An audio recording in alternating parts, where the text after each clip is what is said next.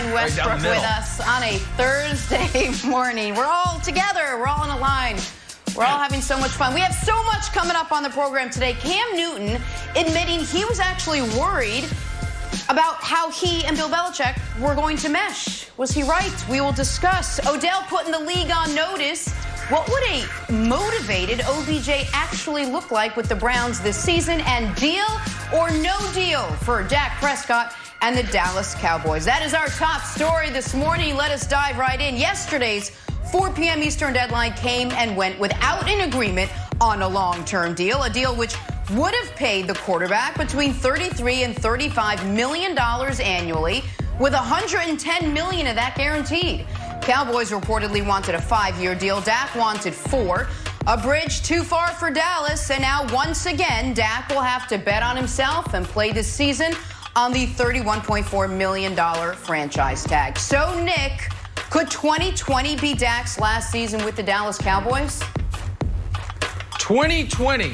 It's very interesting because yesterday on the show, Jenna, I said I thought if they don't get a deal done, and they didn't get a deal done, 2021 would be his final year with the Cowboys. Franchised this year, franchised next year, then a true free agent. The whole league gets to bid on him.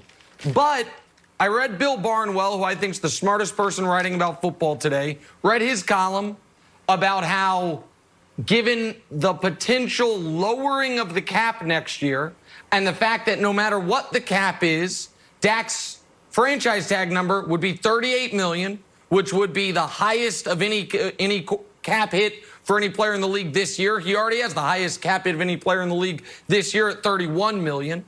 And the Cowboys' lack of real flexibility around that, and the fact that Dallas might be thinking what I'm thinking, which is that Dak is setting this whole thing up to hit true free agency in 2021 anyway, it would appear to me that the Cowboys would have to strongly consider after this season, unless they go on a Super Bowl run, what is Dak's value on the open market trade-wise? In a world where Jalen Ramsey can get you 2 first-round picks, where Laramie Tunsil can get you 2 1s and a 2, where we have seen receivers, Brandon Cooks can go for a first-round pick and then the next year go for another first-round pick. What does a 28-year-old in his prime, or 27-year-old he would be, quarterback fetch you on the open market via trade? So if Dallas and Dak, Brian, have a year similar to last year, where Dak's numbers are great but the team is not, I do think the Cowboys will have these serious discussions of, if he's planning to leave us in 2 years anyway and we get nothing, does it make sense for us to recoup a lot on our investment a year before he can leave us for nothing? So I'm not predicting this will be his last year with the Cowboys, Brian, but I think it's absolutely on the board in a way that seemed inconceivable a few months ago. You know, Nick, I agree with a lot that you're mentioning here, but I kind of start with the premise that Dak's numbers will be similar to what they were last year, but the record of the team will be better. You have a much better coach. Obviously, okay. Jason Garrett got fired last year. Mike McCarthy comes in. He gets a little bit more out of Dak. Your weapons have been improved, and you now have a hungry Ezekiel Elliott in the backfield. And I just think that football team is a better team than the 8-8 record that they had last year, and they make it into the playoffs. And if they win a couple games in the playoffs, I think Dak certainly comes back. But I like the thought that you're mentioning about possibly a franchise tag and then trade. That may bring some value back to Dallas. But I'll say this. The only reason that in my opinion, that Dak won't be back next year is that if he's bad all year long, and I'm talking about if you start bad and then you finish strong, I think Mike McCarthy will stand up on the table after the season and say, you know what, we need Dak back. Look how well he did toward the end of the season. And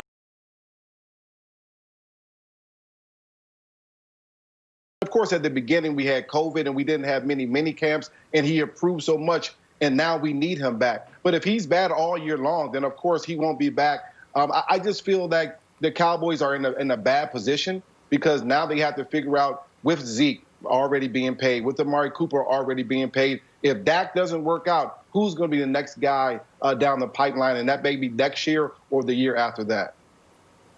Well, if they trade, who's the quarterback? Nick, what do they need draft picks for? They need defensive ends? You need a quarterback. And who are they? So they trade Dak for picks. For what? A guy out of Clemson? Are they trading him for Kyler Murray or Deshaun Watson? I don't know in any way that a trade makes sense for Dallas. Well, the last two franchise quarterbacks for the Dallas Cowboys, one was undrafted in Tony Romo. One was a fourth-round pick in Dak Prescott. They brought in Andy Dalton not just because they love his gorgeous red hair, but because he's a more than competent backup. He's an above average. He's a great backup and probably a below-average starter. But with the 1 year Dalton was excellent was the year he had weapons similar to what Dallas has. And at some point, you've got to ask yourself the question: what the team Dallas needs to look to if Dak is going to operate negotiating-wise next offseason the way he has up until this point, which is his prerogative, is the Los Angeles Rams.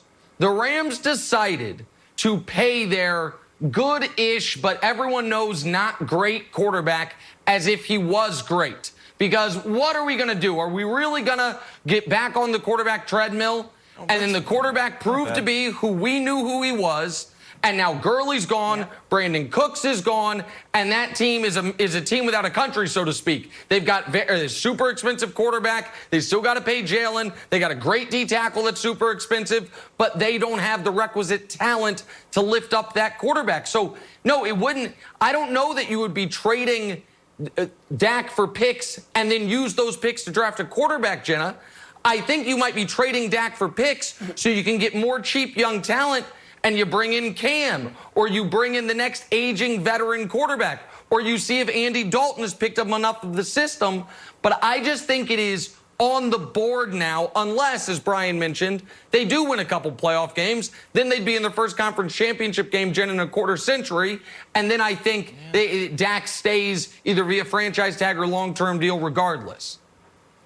Nick, I think you touched on it. They built this team around Dak Prescott, and Dak Prescott succeeded, whether or not you think he's a great quarterback. With all the pieces they've already paid, with all the talent they have around him, he looked great.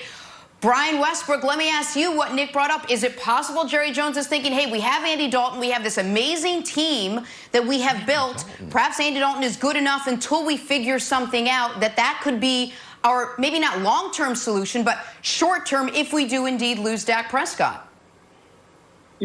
Possibly Andy Dalton could be your short-term solution, but I can't, in my mind, think that Andy Dalton is a guy that's going to supplant Dak at the starting quarterback position at any point during this season. To me, you brought him in solely to be a backup for a guy that started 64 straight games, and Dak Prescott, the guy that has led you to a couple of division championships, a guy that's coming off his best season as an NFL player. To me, I just don't see Andy Dalton being that guy. I think the other thing we have to all consider is what's going on in that locker room. And I think last year you had Zeke hold out and you had a lot of different things going on down there in Dallas. Perhaps there are some different things going on at this point, because if I'm a player in that locker room, I'm saying, hold on, time out. You don't want to pay our quarterback? Everybody understands you have to have a quarterback in your system that can go out there and win you games. And I think Dak can do that, but you have to take care of that guy. And if you don't want to take care of Dak, then if I'm the right tackle, if I'm the left defensive end, if I'm one of these players on this team,